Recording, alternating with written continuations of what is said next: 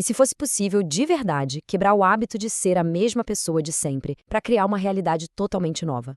Pois é, hoje a gente vai mergulhar nas ideias super transformadoras do Dr. Joe Dispenza, que falam exatamente sobre isso.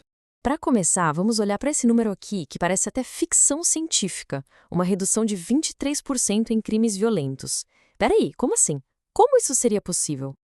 Então, isso não foi um acaso, não. Foi o resultado de um experimento social muito, mas muito audacioso. Em 1994, lá em Washington, D.C., que na época era a capital do crime, um grupo se propôs uma meta que parecia impossível: diminuir a violência usando só o poder da meditação coletiva. O chefe de polícia da cidade chegou a tirar sarro da ideia, mas o que aconteceu depois, bom, surpreendeu todo mundo.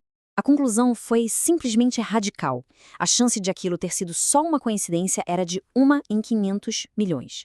O que isso mostrou na prática é que a consciência coletiva pode ter sim um efeito direto e mensurável no mundo.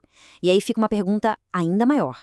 Se um grupo de pessoas consegue fazer isso, qual é o poder que a mente de um indivíduo tem sobre a própria realidade? Ok, mas se as nossas mentes são tão poderosas assim, por que será que a vida muitas vezes parece que está presa num looping, se repetindo sem parar? A resposta para isso está na divisão de tarefas da nossa mente. É como um iceberg, sabe? Cerca de 95% de quem a gente é, nossas reações, nossos hábitos, nossas crenças, tudo isso roda de forma subconsciente, no piloto automático.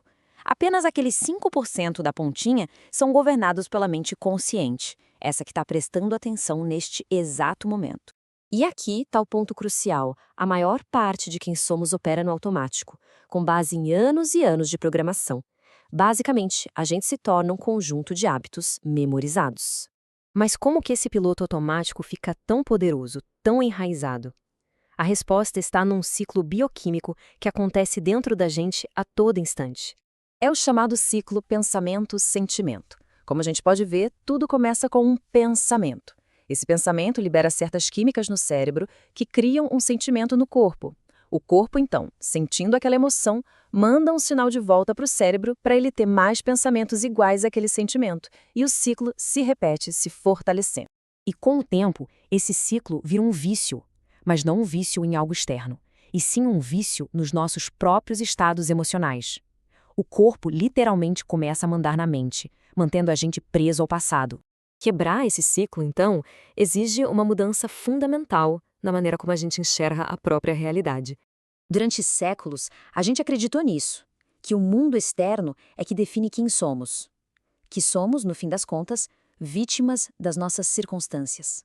Mas aí, a física quântica chega e oferece uma perspectiva totalmente diferente. A mudança de poder é radical. Em vez de ser um produto do ambiente, a nossa mente e a nossa atenção se tornam a força que molda o ambiente. A gente sai do papel de vítima e assume o de criador.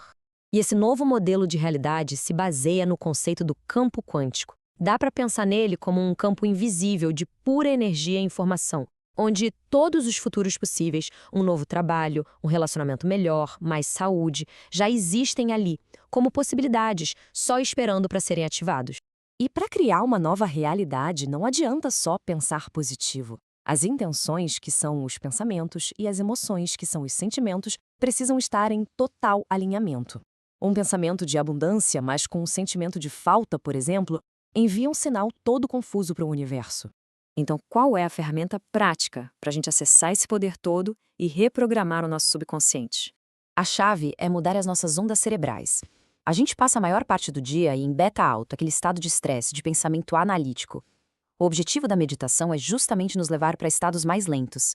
Primeiro alfa, o estado de relaxamento criativo, e depois teta, que é onde a porta para o nosso sistema operacional, o subconsciente, finalmente se abre. Ou seja, meditar vai muito além de só relaxar. É uma ferramenta precisa para acessar o sistema operacional da mente e instalar novos programas, fazendo mudanças que realmente ficam, que são permanentes. Esse processo permite que a gente, conscientemente, quebre aqueles velhos ciclos de pensamento e sentimento. É como se fosse um ensaio mental, onde se instalam novos programas de comportamento e de emoção, antes mesmo da experiência real acontecer no mundo lá fora. Bom, com todas essas ferramentas em mãos, o processo todo se resume a uma pergunta fundamental. Afinal, quem se quer ser? O primeiro passo é ter clareza. É preciso decidir de forma consciente quais pensamentos e hábitos do antigo eu simplesmente não fazem mais sentido e não serão mais alimentados. Depois, o desafio é gerar as emoções elevadas do futuro que se deseja.